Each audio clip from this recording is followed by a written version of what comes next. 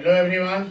आज हम बात करेंगे क्लास 8 मैथ का प्रश्नावली 8.2 का ये दूसरा क्वेश्चन दिया है।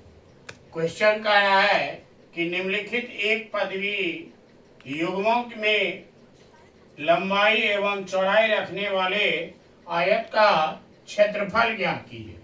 कह रहा है यदि आयत का लंबाई और चौड़ाई दिया है तो ये हो गया आपका लंबाई और ये हो गया चौड़ाई। आयत का जो क्षेत्रफल होता है, क्षेत्रफल बराबर होता है लंबाई गुने चौड़ाई। कहने का मतलब लंबाई और चौड़ाई को गुना कर देंगे तो इसका क्षेत्रफल आएगा। तो यहाँ देखिए सबसे पहला क्वेश्चन दिया है, लेंथ बराबर दिया p और ब्रेथ बराबर दिया q, यानी कि ये लंबाई का मान है और ये चौड़ाई का मान है।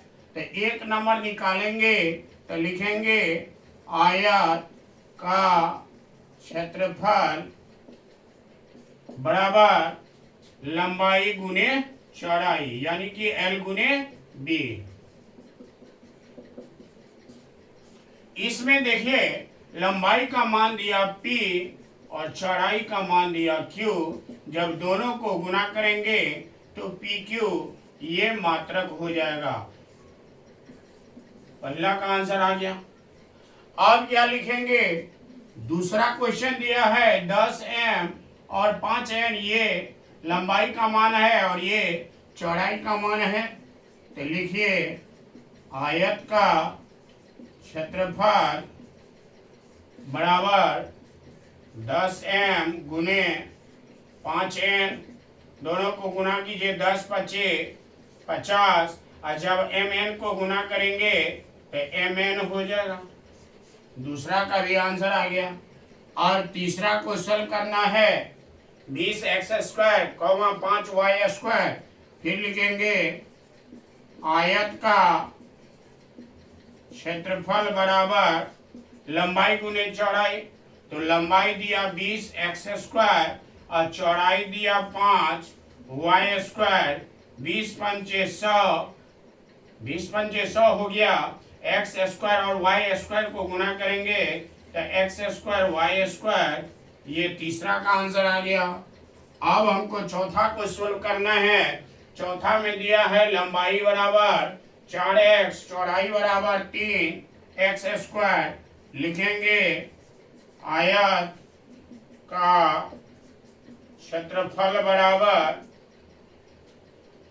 4x गुने 3x²।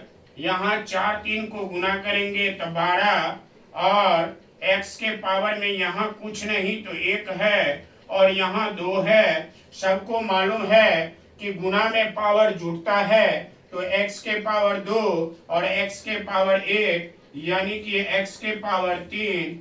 ये चौथा का भी आंसर आ गया। यहाँ हम 5 नंबर बनाएंगे।